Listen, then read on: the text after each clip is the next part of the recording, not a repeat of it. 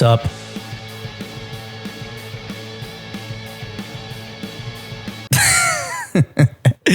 Hey everybody, what is up?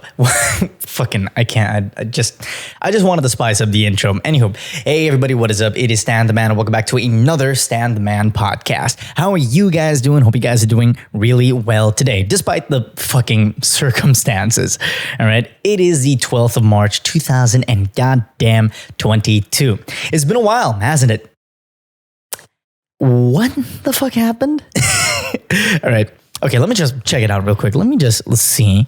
When was the last time I uploaded a podcast? Okay, my videos. All right. So the last time I uploaded a podcast was 3 weeks ago. And within those 3 weeks, the global superpower, the global energy superpower known as Russia decided to invade the sovereign state of Ukraine. You're right. Like, of fucking course. I mean, tensions have been building for months already. The fact that people are surprised at this is just unnerves me slightly. Okay, it is horrible what the fuck is going on in Ukraine right now. Tensions have been rising throughout Europe because of this. The Z symbol has now suddenly become a symbol of freaking war, not just a Brad Pitt movie with zombies, but it is what unnerves me the most. The only thing that is unnerving me the most is the fact that people are using this scenario, this real life tragedy, in order to get clout. Okay. Now, this ties into one of the main reasons why I haven't uploaded in a little bit. Okay, my girlfriend came to visit me from the Netherlands, and we've been having a great time here. And during this time, I started noticing, on February 24th, that's when the invasion happened. Okay, not 2 hours after I received the notification from the BBC that Russia is basically invading Ukraine, I see this blowing up on YouTube. It is this woman, this girl, this person, like reciting slam poetry against Vladimir Putin. Yeah, because we all know the pen we all know the pen is mightier than the fucking sword, but I'm guessing this broad decided to take it a bit too literally and decided to do slam poetry against the leader of a global superpower and military powerhouse, as if that's going to change anything. But let's be honest, I am hoping that her heart was in the right place, but I am 99.99% sure that she was doing it for that sweet, sweet internet clout, that little nectar from the Garden of Eden called the internet clout. I don't know. I can't remember the poem verbatim, but it was basically like, oh my God, if I was Putin's mother and he freaking suckled from my teat growing up, he would have grown up to be a badass and basically became the second coming of Jesus or whatnot instead of invading a country. Yeah, sure. Perfect. So basically this person, idiot. Okay. I'm going to call her an idiot. Idiot's gender neutral, right? Okay, so this idiot decided, you know what, I'm just going to do slam poetry on this thing, and hopefully that'll stop the war. I'm guessing, show Vladimir Putin that this may be the secret weapon that NATO is looking for to end this war without causing World War III whatsoever. By showing Putin this video, he will cringe so hard that he will basically stab himself. That is the only way I see this fucking going out. All right. Just freaking this dude cringing so hard from this slam poetry of this freaking girl. If I was your mother, blah, blah, blah, blah, blah, blah, blah, blah, blah, blah. If I was your mother, insert virtue signaling conversation here. I truly do not get it. I truly do not get it. The lows that people are willing to stoop down to in order to get clout is just mind-boggling. This is no different to when what's that actress's name? The one that played Wonder Woman. This is no different to when freaking Wonder Woman went on Twitter and started singing Imagine by John Lennon. All right, I think she sang Imagine by John Lennon, or she sang Kumbaya or some shit. I don't freaking know. Maybe their heart was in the right place, but come on. We all knew what you were trying to do. We all knew what you were trying to do. It boggles my mind just knowing that whatever tragedy may occur in the world, people will only use that for their own personal gain. We've seen this happen during the riots after the murder of George Floyd. We've seen it happen. Now we're seeing it happen again, this time due to the invasion from Russia into the Ukraine. And it's not only that. All right, the amount of shit that I've been seeing on the internet is just downright disgusting. We have people. I wonder if this YouTube channel is still up. Donate to Ukraine. I forgot I still had caps lock on, so it's just saying donate to Ukraine. Anywho, all right, looks like the channel. Okay, yeah, I think the channel is now gone and has been taken down by YouTube, but this channel was up for a really long time. There are people masquerading as an official governmental YouTube page for the Ukrainian government, setting up a fake crypto wallet in order to receive crypto donations in order to support the cause. All right, I don't care who you are. I don't care if it's like one of those situations where, oh no, I'm stealing bread to feed my family. I don't give a fuck, man. You are literally profiting from the suffer. You are literally trying to profit out of the suffering of others, and that shit just shouldn't fucking fly. I really don't care. I really don't give a shit about what reasoning you may have for doing this, but I genuinely wish the worst for you. Like, they would make a YouTube video that would stream a 24/7 long video. Okay, a live stream video, and in that video is a link to a crypto wallet where you can donate cryptocurrencies such as Bitcoin and Ethereum to what appears to be the Ukrainian website, right? Meanwhile, the official Ukrainian website already has a crypto wallet. And when you compare that crypto wallet to that scumbag YouTube channel's crypto wallet, it is vastly fucking different. You may notice that these are two completely different fucking wallets. Is that a little bit suspicious? I think it might be. So the fact that people are doing this is just insane to me. It is literally just insane to me. Another, or as what most people my age would say, oh my God, I can't even. Another thing that's been going on, okay, you go on to freaking TikTok, you got people like freaking putting up some shit and like, it's basically just footage. I'm pretty sure they take audios. I'm pretty sure they take audio from actual news reports of combat in the Ukraine, put that audio on their freaking video, and then record it on their phone, and they just start shaking their fucking phone like, oh my God, look at what the fuck is going on outside. Are you seeing this? They're shelling my town. Meanwhile, if you slow down that video and you actually look outside the window, the fuck was that?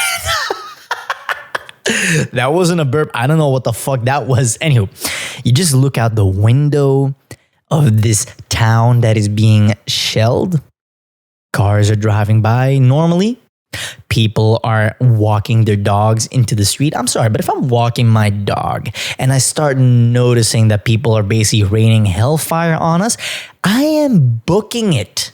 All right, I'm not going to lay down flat. I'm not going to hit the deck. I am booking it back to wherever the hell I need to go, or at least finding some decent cover. But I'm pretty sure the only abnormal thing that's been going on in that video or in that part of town is just some dude recording a video in what appears to be a freaking high school hall, just going, oh my God, look at the freaking bombs. They're dropping bombs.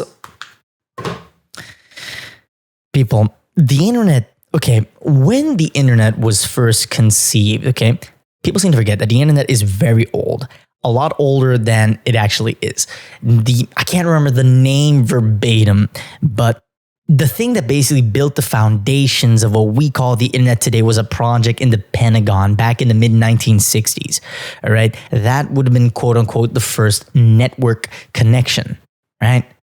I'm pretty sure when people when people thought about how this would change the world, they would not have imagined this. They would not have imagined the low that people would stoop to just to get some clout. And the shameful thing is, most of it is actually people my age, young people, Gen Z, millennials, whatever the fuck you want to call us. And it literally just looks to be a specific Gen Z thing, this absolute need for recognition, this need for clout, this need to be known. But Stan, aren't you on YouTube? Aren't you doing the same thing? Yes, but as a hobby. Look, I'm all for internet cloud and stuff like that, but you got to get that the right way, not really by profiting from the suffering of others. Like, oh my God, look, all this got me thinking, like, why are people my age like this? Okay, why are they doing these, what appears to be not selfless, these selfish acts? Okay, and eventually I stumbled upon this. I was just sitting down one day and I stumbled upon this article in the BBC. Are younger generations truly weaker than the older ones? All right. Okay. First of all, this whole idea of, oh gosh darn it, kids these days, all right, and oh gosh darn it, kids these days, some freaking dude shaking his fist at some skaters or some shit, okay? That idea is very old, like thousands of years old. That's kind of a scary thought since it doesn't seem to matter. Eventually you get to an age when you start comparing the experience of these younger people to experiences you had when you were their age. And that's like a weird thought because I have this general perception that people who were born post 90s are generally weaker than one another. But this article explains it in a way that I think not exactly might be biased. Actually, no, it might be biased, but towards Western culture whatsoever. Because what is a generation? Okay, look, a generation of youngins that grew up in a small island in the Caribbean, okay, had vastly different influences, be that cultural, economical, social. All right, they had vastly different influences growing up than someone who grew up, I don't know, in California and the west coast of the United States. All right, they had other forms of media and technology, so they grew up very differently, and thus they will perceive the world very differently. So the term generation, at least in my view, can mean many fucking things, okay? Now, the older generation have a tendency to suspect that they might be a bit hard. Do people have nothing to fucking do? Anywho, okay. The fuck is that noise? People are talking outside. Well, I don't know. Something's going on in my neighbor's place. Anywho, they have this tendency to suspect that they may be hardier than today's youths, but that might just be an unfair construct since most of the time, younger people are being compared to standards and norms that just aren't even used anymore. All right? Okay? There are certain things from like, I don't know, maybe the 1950s, 1960s, 1970s that are borderline archaic now. Okay, the adventation of the internet, interconnectivity, okay, video games, all of that stuff, pop culture in general, they change over time. So to compare younger people, to compare someone with what you experienced at their age, it might just be a little bit unfair, but there is some research to back this up. According to the article, there have been basically multiple studies that suggest that those who are part of the younger generations had more traits associated with low resilience. Other researchers suggested that, well, neuroticism and an intense need for recognition increased in younger generations. Okay, this kind of made me self-conscious about the whole YouTube and podcasting thing, but still, here we are. Here we are, ladies and fucking gents. Okay, but there is some discrepancies that start to crawl out of the woodwork because these measurements seem to only come from using comparisons to standards that died out fucking years ago. Okay, for example, all right. One of the standards that seem to have changed over the last few years is that, okay, our generation has been taught to express rather than repress what the older generation seems to actually face, okay? Now, while expression of, okay, this is just my opinion on the whole thing. While expression of thoughts and feelings is important, I don't really think it should be a priority. I really don't. There comes a times where there come times where you have to basically say, no, fuck my feelings. I have to do this. It is just the way things are. Now, this can understandably cause some generational divides and some very fucking awkward dinner conversations. I mean, Gen X and fucking boom. Okay, Gen X and boomers, they have a problem too, but most of them, including myself, right? I think it's not Gen X. I was born in 97. Okay, we tend to view the expressions of one's issues as unprofessional, and I have a tendency to agree. Okay, but there's also the stigma that most people my age tend to be a bit more selfish and hedonistic. Okay, it's kind of correct. I'm not gonna lie. I've noticed that in this current generation, there seems to be more emphasis on feeling good all the time. Live for today, don't care about what the fuck's going on tomorrow. It's borderline hedonistic. All right. A hedonistic school of thought is basically you only have to focus on maximizing pleasure and stuff like that. I don't believe in that whatsoever. One of the most popular stigmas is the fact that most people my age seem to struggle to climb up the property ladder. All right. Most of us just end up renting. I mean, look at the apartment that I'm in right now. This living room is part of a larger apartment, right? I do not own this apartment. I am merely renting it for a fee that I have to pay every month. That is called the rent, including the utilities. So I am not owning anything. I am merely renting, okay? Now, this does seem to be okay. I do think it might be I do think that it might be a little unfair to call an entire generation lazy and selfish due to the fact that they can't make it up the property ladder. Meanwhile, most of the people who say that grew up in a time of unprecedented economic prosperity. That's why it's called the baby boom from back in the day. All right. They grew up in economic prosperity. Let me give you an example. In Australia, there was a time in the mid 1980s where a house cost 17 grand. Think about that. I could sell my SUV and have a house to live in just like that. I would happily take the bus every day, son, if it would have meant that. But yeah. Meanwhile, today house prices are basically skyrocketing, and wages haven't exactly risen to compensate for the higher cost of living. It's just a sad reality of life. But this is where I'll chime in and say, well, I truly, even though these things are truly working against people my age, I truly believe that the willingness to adapt to one's environment, be that social, economical, cultural, is key to one's success. And this may mean making hard choices that aren't exactly going to feel good in the moment, but will help you in a long time. Okay. Do I want to spend, I don't know, $50 to $60 on bottles and shit on clubs every fucking Saturday night? Or do I want to save that money and eventually get a new car? Do I need this video game, or do I need to make rent? These are the hard questions that we have to ask ourselves these days. I don't like it any more than you do, but fucking adapt or die. Or, as most people my age like to do, complain. Because that way they do neither and still look like the victim. It's kind of strange to think.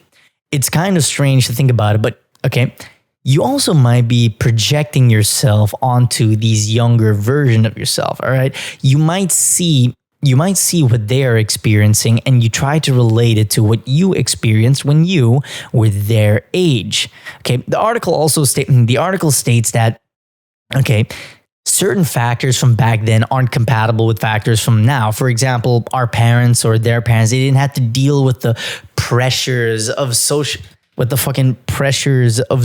media. I'm like, are you fucking kidding me? All right. Yes, social media is a huge part of society today, but no one's forcing you to go on there. All right. Again, this falls underneath personal choice, okay? Especially now, people my age, we have control over the fact that, okay, cool, we can actually live without social media, all right? YouTube counts as social media, but it's mostly entertainment, okay? Facebook is gone. I'm barely on Instagram anymore, okay? But Christ alive, okay, I made that choice. People just seem, I can't get off of Facebook. All right, and that's whose fault? Is that Zuck's fault for actually making the app or your fault for downloading it? Okay, an answer, honestly. Oh my God, but oh man, one generation that's going to have like issues who can actually say that no, they grew up with the pressures of social media are like these fucking kids who literally the minute they're able to process cognitive thoughts, their parents just freaking slap them in the face with a goddamn iPad. There are kids who know how to use tablets better than they know how to write or do anything else. That is kind of scary. They are plugged in at a very early age, and I do not think that is a good idea, all right? Media consumption in any way, shape, or form does not replace interaction with the real-life world outside. Real human-to-human, emotional, physical, fucking, I don't know, sexual contact, all right? Interactions, whatever. These are the best ways of interacting with people, not through this. This fucking thing. All right? Oh my freaking God. No, but another thing, okay, another freaking hedonistic thing that most people my age seems to be going through. Okay, there was this one subreddit that I was interested in. It made wave a couple of months back, the anti-work movement. Now, apparently the only reason why I heard about this subreddit was because some moderator got interviewed on Fox News, because yes, Fox News is the premier news provider in all the fucking world. So basically, they got ripped apart on Fox News. This moderator just, oh man, it was basically just watching an injured zebra try to escape a freaking, would you call it a herd? A pack of hyenas. Just watching the massacre. And this dude didn't exactly help his case. Virtue, okay. During that time, you saw, all right, if you go and look at that interview, you could see the exact moment. And I mean the exact moment a subreddit died when this freaking moron decided to say, I think laziness is a virtue in a society.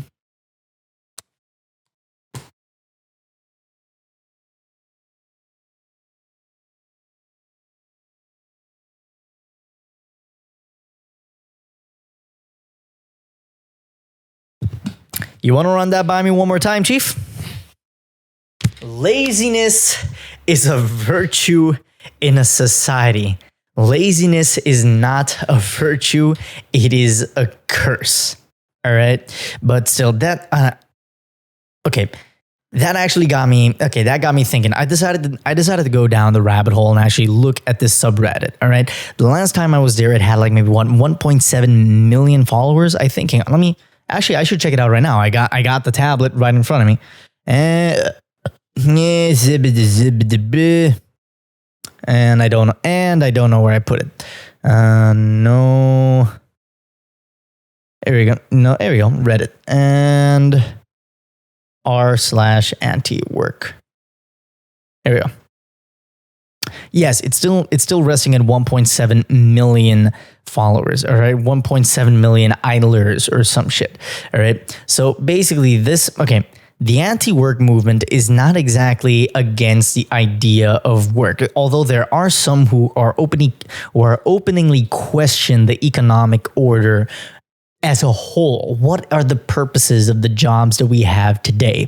They argue that most of the jobs that we have today are unnecessary, and they basically push workers into being wage slaves. Now, I heard about this. I've heard about this. Subreddit back in, I think it was in high school, and it was mostly just screenshots of people quitting their jobs in very epic ways. But then it turned into something ugly. It just looked, to be honest, at first glance, I'm talking like maybe a few months to a year ago. At first glance, it just seemed to be a bunch of nobodies who are just lazy. I'm going to be completely honest. All right.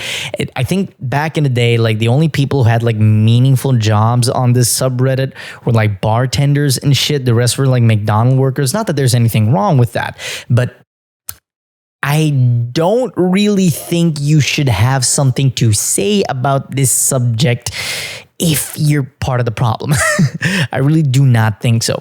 But today, since it has so many members, it has actually turned into a community of people combating actually a lot of important work-related issues. Okay, toxic work environments, horrible working conditions, horrible pay, how to strike properly, how to talk to human resources, certain laws that can apply to your country/state, and it's actually really good. It's been helping out people.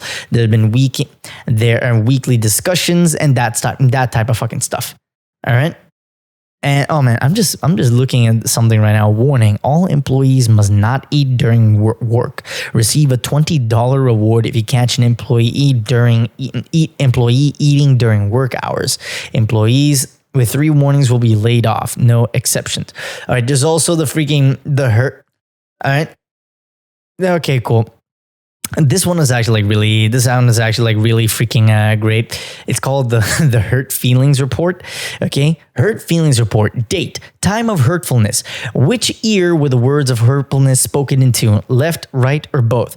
Is there permanent feelings of damage? Yes or no? Did you need a tissue for the tears? Yes or no? Reasons for feeling this report. Please circle yes or no. I am thin-skinned. I am a pussy.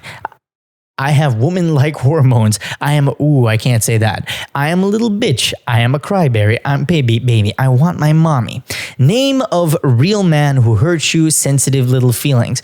Okay, to be honest, I think there are some workplaces who need this. Like, dude, at the end of the day, okay, even though I care about your health as a worker, sometimes it's not about your feelings, all right? It's about freaking getting the job done. I really don't. There are a lot of people these days who haven't had this conversation, like sit down. It's like, look, sometimes work is not going to be fun. Sometimes work is going to be fucking awful. Sometimes you want to turn off that fucking alarm and not go. But at the end of the day, you gotta make bread. So just suck it up and get back to work. Unless it's genuine issues like, I don't know, harassment, violence, horrible working conditions, then you should be listened to. But when it comes to stuff like this, I don't freaking know. Let's see what this is called. I'm an emotionally abusive employer, and I know it's that I'm going to degrade my employees when they don't want me to abuse them. Okay, that does bring a good point. Communication in the workplace is very important. Very important. Okay, if one of my guys were to tell me, look, corporal, okay, I don't appreciate you talking to me in that way. Can you like tone it down? All right, cool. All right, cool. If it's something that's genuinely hurtful, all right, cool. I'll tone it down a little bit. All right, because mutual respect should be something in the work forms. What the fuck? Anywho, so it's mostly just discussion. It's mostly just discussion about unionization, how to sign up for unions and stuff like that. So yeah, it turned into, well, to be honest, it went from a subreddit full of idiots to a community of people actually making real life and good change. And that is really great. And I think most of this started happening during the coronavirus, during the height of the pandemic. Like, eesh. Like, okay, I'm going to be honest. During the start of this pandemic, I was the fuck was that noise? Anyway, I was very, I would say rude, rude in general. But look, like the pandemic exposed like so many holes when it comes to the working environment. Like, I can't even begin to imagine. I remember, like, there was this one photo, there was this one meme floating around. It's like this dude in a freaking mascot costume taking a picture. Like, how the fuck am I an essential worker? Huh? How the fuck am I an essential worker? I don't know what to tell you, man. Fucking life sucks, I guess. But yes, we are living in strange times, aren't we? We are living in tricky times. Tricky times. To be honest, you can actually choose to let this influence you and let it dominate every aspect of your mind, or you just keep on fucking living. Fuck, it's not the first time It's not the first time people like this have been faced with major issues, but it might be the only thing that makes it different is that this might be the first time that the major parties involved have nukes. We're circling back to Ukraine for just a little bit. All right. And also that article, hang on, I gotta tighten this real quick. And we're experiencing some technical difficulties. I'm Bill Clinton. Give me a second. All right, I think that should be good enough. All right. During that entire article, notice that, all right, cool. You can't compare what other generations went through and what as a determinator, I'm pretty sure that's not even a word, as something that can determine the strength of that generation. I'm like, fucking, really? Really? What about the generation that came to age during a time where all-out nuclear war was literally the push of a button away? What about the generation that lied about their age to storm the beaches of Normandy, facing certain death, but still doing so knowing that they were fighting for the right fucking thing? And you're telling me you can't judge generation? Look, I'm going to be honest. Old people, they're tough as hell. All right, sure, some of them might be stubborn, but I love hearing their fucking stories, how they grew up, what influenced them to actually become the people that they are today.